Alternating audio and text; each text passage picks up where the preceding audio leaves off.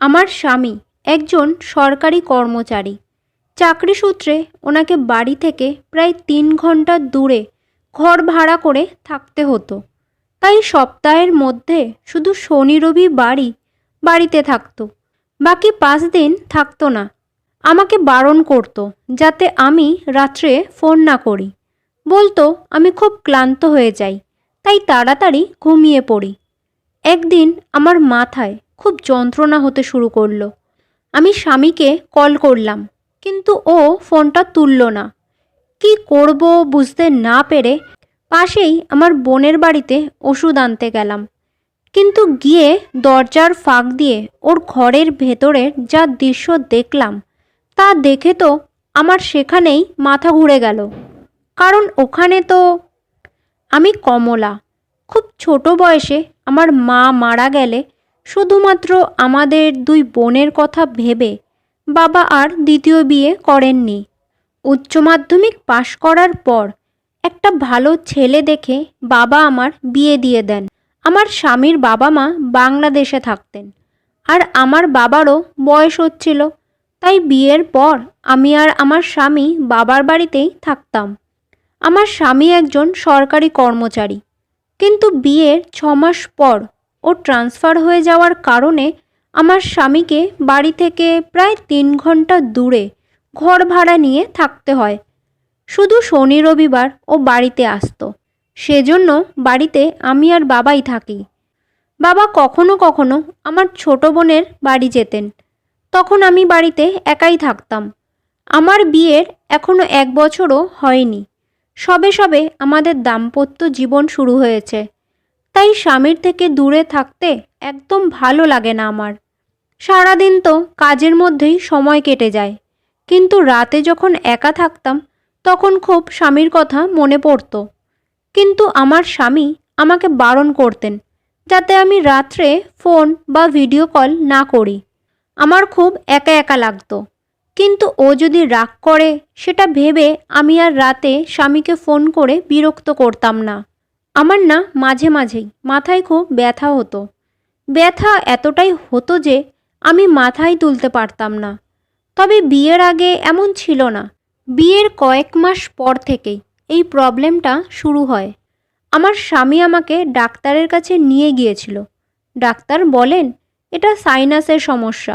ডাক্তারের ওষুধ খেয়ে এখন একটু ভালো আছি। তবে ওই ওষুধগুলো আমি সব সময় ঘরে রাখতাম। যখনই মাথায় ব্যথা হতো তখন আমি ওষুধগুলো খেয়ে নিতাম।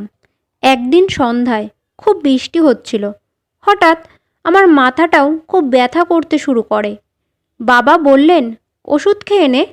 আমি ওষুধ খেতে গিয়ে দেখি ওষুধ শেষ হয়ে গেছে। আমি ভাবলাম একবার বাবাকে বলি ওষুধটা নিয়ে আসতে, কিন্তু আমার বাবার একটু বয়স হয়েছে। তাছাড়া রাতও প্রায় 10টা বেজে গেছিল। আমাদের বাড়ির পাশে যে ওষুধের দোকানটা আছে সেটা তো রাত 8টা বাজতে না বাজতেই বন্ধ করে দেয়। বাকি ওষুধের দোকানগুলো অনেকটাই দূরে। এত বৃষ্টির মধ্যে বাবাকে পাঠানোটা ঠিক হবে না। সারা রাত আমাকে মাথা ব্যথা নিয়ে কষ্ট সহ্য করতে হয়। আমি আমার স্বামীকেও ফোন করিনি, কারণ ও বলেছিল রাতে যেন আমি ফোন না করি। ওর ঘুম ভেঙে গেলে খুব অসুবিধা হয়। তাই ভাবলাম কোনো রকম করে রাতটা কাটিয়ে দিই। সকালে বাবাকে বলবো ওষুধ নিয়ে আসতে। কিন্তু সকাল হতেই দেখি বৃষ্টি আরও জোরে শুরু হয়ে গেছে। সারা রাস্তাঘাটে জল জমে আছে। এই অবস্থায় বাবাকে পাঠাই কি করে? আমি স্বামীকে ফোন করি। ও আমায় বলে আজ তো শনিবার, দুপুরের মধ্যেই আমি বাড়ি ফিরে আসছি, তখন তোমার ওষুধ নিয়ে আসবো। আমি বললাম ঠিক আছে।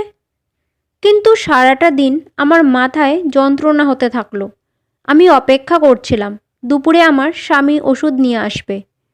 কিন্তু দুপুর গড়িয়ে বিকেল হয়ে গেল, আমার স্বামী এখনো বাড়িতে আসেনি। আমি ফোন করলাম, কিন্তু ও ফোনটা ধরল না। আমি ভাবলাম হয়তো এত বৃষ্টির মধ্যে ও আসতে পারছে না। এদিকে আমার সাইনাসের ব্যথাটা আরও যেন বাড়ছে। 5 মিনিট দূরেই আমার ছোট বোনের বাড়ি। আমি ওকে ফোন করে বললাম তোর বরকে বলিস আমার জন্য ক্লিনিক থেকে একটু সাইনাসের ওষুধ এনে দিতে। আমার বোন ওষুধ এনে আমাকে ফোন করলো, কিন্তু আমার মাথা ব্যথাটা একটু কম হচ্ছে। সেজন্য আমি বললাম, ওষুধটা রেখে দে, কাল সকালে আমি গিয়ে নিয়ে আসবো। এমনিতেই বৃষ্টিতে গ্রামের পথঘাট কাদা কাদা হয়ে আছে। বোন বলল, ঠিক আছে, এই বলে ও ফোনটা রেখে দেয়। কিন্তু সন্ধ্যার পর আবার আমার ভীষণ মাথায় ব্যথা হতে শুরু করলো।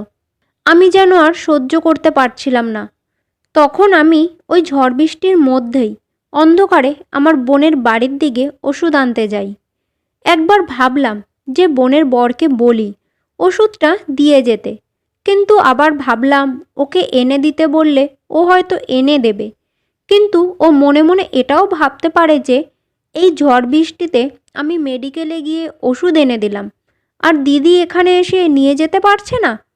এই ভেবেই আমি বোনের বাড়ির দিকে গেলাম। অনেক কষ্টে আমি ওর বাড়ির সামনে গিয়ে পৌঁছালাম। গিয়ে দেখি ওর ঘরের দরজাটা একটু ভেজানো। আমি দরজাটা খুলতে যাওয়ার আগেই ঘরের ভেতরে যা দেখলাম তা দেখে আমার পায়ের তলা থেকে যেন মাটি সরে যাচ্ছিল। কারণ এখানে এসে দেখি আমার স্বামী নিজের শালীর ঘরে বসে আছে। আমি অবাক হয়ে ওদের দুজনকে দেখছিলাম। আমাকেও বলেছিল দুপুরের মধ্যেই বাড়ি চলে আসবে। আমার শরীর খারাপ জানা সত্ত্বেও ও এখানে আমার বোনের বাড়িতে। তাছাড়া আমি এটাও জানতাম যে আমার স্বামী বিয়ের আগে আমার বোনকে পছন্দ করত, কিন্তু আমার বোন অন্য একজনকে বিয়ে করে নিলে তারপর ওর সাথে আমার বিয়ে ঠিক হয়। হয়তো এখনও ও আমার বোনকে ভালোবাসে। স্বামীকে এখানে দেখে আমার ভীষণ রাগ হলো। আমি কিছু না ভেবেই সোজা দরজা খুলে ঘরে ঢুকে গেলাম। আর ঢুকেই আমার বোনের গালে থাপ্পড় বসিয়ে দিলাম। রাগের বশে বুঝতে পারিনি আমি কি করছি। বেঈমান, বিশ্বাসঘাতক, তোমার লজ্জা করে না? আমি এখানে দুদিন ধরে মাথা ব্যথায় মরে যাচ্ছি, আর তুমি এখানে বসে নিজের শালীর সাথে ফষ্টি নষ্টি করছো? তোমার চরিত্র যে এত খারাপ আমি ভাবতেও পারিনি। আমার স্বামী আমাকে শান্ত হতে বলল, কিন্তু এটা কি শান্ত হওয়ার সময়? ওর মনে আমার জন্য একটুও ভালোবাসা নেই। হ্যাঁ জানি, ও আগে আমার বোনকে ভালোবাসতো, কিন্তু এখন তো ও আমার স্বামী। আর আমার বোনটাও তেমন। নিজের স্বামী থাকতে জামাইবাবুর সাথে, ছি! বোন, তোর লজ্জা করে না? নিজের দিদির ঘর ভাঙছিস তুই। একবারও ভাবলি না আমার কথা? বোন বলল, দিদি তুই যা ভাবছিস সেরকম কোনো ব্যাপার নেই। জামাইবাবু তো এখানে। চুপ কর তুই, একদম আমাকে বোঝাতে আসবি না। আমি নিজের চোখে সব দেখেছি, বুঝলি? ততক্ষণে আমার বোনের বড় চলে এলো। ওকে দেখেই আমি বলে উঠলাম, এই যে রমেশ, নিজের বউকে সামলে রাখতে পারো না? পরপুরুষ দেখলেই ছুকছুকানি শুরু হয়ে যায়। আমার স্বামী তখন বারবার আমাকে বোঝাতে চাইছে, কিন্তু আমি ওর কথা শুনতেই চাইছি না। আমার নিজের মুখে যা আসছে আমি তাই বলে চলেছি। তারপর আমার স্বামী আমার গালে একটা থাপ্পড় মেরে বলে, আমি বাড়ির দিকেই যাচ্ছিলাম, কিন্তু রাস্তায় এত কাদা যে আমি পা পিছলে পড়ে যাই। সারা জামা কাপড়ে আমার কাদা লেগে যায়, আর আমার চশমাটাও ভেঙে যায়। তখনই রমেশ কাজ থেকে ফিরছিল।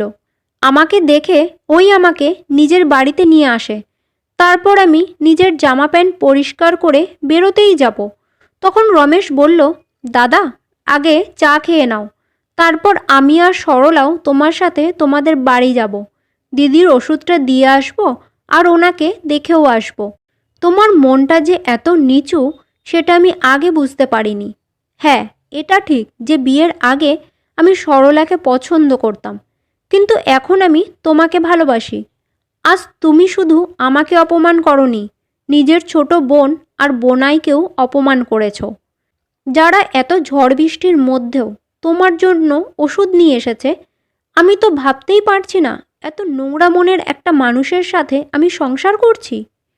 আমি কাজের জন্যে সপ্তাহের মধ্যে 5 দিনই বাড়ির বাইরে থাকি। যেমনভাবে পারি তেমনভাবেই রান্না করে খাই। আজও এত বৃষ্টির মধ্যে আমি এত দূর থেকে এসেছি শুধুমাত্র তোমার শরীর খারাপ তাই। আমি চাইলে তো নিজের রুমে বসে আরামও করতে পারতাম। এত কষ্ট করছি আমি, কার জন্য করছি এসব? আর তুমি কি না আমার সম্বন্ধে এরকম কথা ভাবলে? কি করে ভাবলে তুমি? আমার স্বামী তখন আমাকে যা নয় তাই বলল। আর বলারই তো কথা, সত্যিই তো আমি নিজের স্বামীর উপর একটুও বিশ্বাস রাখতে পারিনি। না জেনে বুঝে উল্টোপাল্টা যা মাথায় আসছে তাই বলেছি। আমি শুধু আমার স্বামীকেই নয়, আমার বোন আর বোনের বরকেও অপমান করেছি। আমার এক বলাতেই বোন নিজের বরকে আমার জন্য ওষুধ আনতে পাঠিয়ে দিল। যদি ওর মনে কিছু খারাপই থাকতো তাহলে কি ও আনতো আমার জন্য ওষুধ? হে ভগবান, আমি না জেনে বুঝে কত উল্টোপাল্টা কথা বলেছি সবাইকে। কি করলাম আমি এটা? এতটা ছোট মন আমার। আমার এবার নিজের উপরই রাগ হলো। লজ্জায় আমার মাথাটা নিচু হয়ে গেল। আমার তখন আর কিছু বলার মুখ ছিল না। কিন্তু তবুও আমি আমার স্বামীকে বললাম, আমারই ভুল, আমাকে তুমি ক্ষমা করে দিও। আমি ভুল বুঝে তোমায় অনেক খারাপ কথা বলেছি। আসলে আমি দুদিন ধরে মাথা যন্ত্রণায় খুব কষ্ট পাচ্ছি। সারাদিন আমি তোমার জন্যই অপেক্ষা করছিলাম। আর এখানে এসে তোমায় দেখে আমি আর নিজের রাগটা কন্ট্রোল করতে পারিনি। তারপর আমি আমার বোন আর বোনাইয়ের কাছেও ক্ষমা চেয়ে স্বামীর সাথে বাড়ি ফিরে এলাম। বাড়িতে আসার পর আমার স্বামী আমাকে ভালো করে বোঝালো যে কারোর ব্যাপারে কিছু না জেনে বুঝে এভাবে কাউকে অপমান করাটা একেবারেই ঠিক নয়। আমার স্বামী খুব বুদ্ধিমান আর ভালো মনের একটা মানুষ, তাই আমাকে ক্ষমা করে দিয়েছিল। আমার স্বামীর জায়গায় অন্য কোনো পুরুষ মানুষ হলে হয়তো আজ এই ব্যাপারটা অনেক দূর এগিয়ে যেত। সবাই বলে সংসার সুখী হয় রমণীর গুণে। আগে এই কথাটা বিশ্বাস করতাম না, কিন্তু আজ বুঝতে পারছি মেয়েরা একটু ভুল করলেই সংসারে কতটা অশান্তি নেমে আসতে পারে। কাউকে ভুল বোঝার আগে বা না জেনে বুঝে কিছু বলার আগে ব্যাপারটাকে আগে ভালোভাবে যাচাই করা উচিত। তা না হলে বিনা কারণে সংসারে অশান্তি লেগেই থাকবে। যাই হোক, আমার বোন আর ওর বড় আমাকে ক্ষমা করে দিয়েছিল। আর পরের দিন রবিবার ছিল, তাই আমরা সবাই একসাথে খাওয়া দাওয়া করলাম। এখন আমাদের সংসারটা অনেক শান্তিতেই চলছে। বন্ধুরা, আশা করছি আজকের এই গল্পটা তোমাদের ভালো লেগেছে। যদি গল্পটা ভালো লেগে থাকে তাহলে ভিডিওটাকে একটা লাইক আর চ্যানেলটাকে সাবস্ক্রাইব করার অনুরোধ রইল।